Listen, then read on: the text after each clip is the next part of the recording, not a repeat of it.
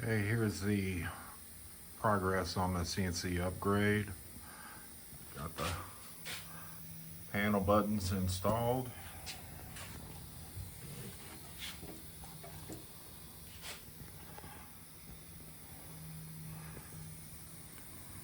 Got all the controls, power supplies, drivers installed.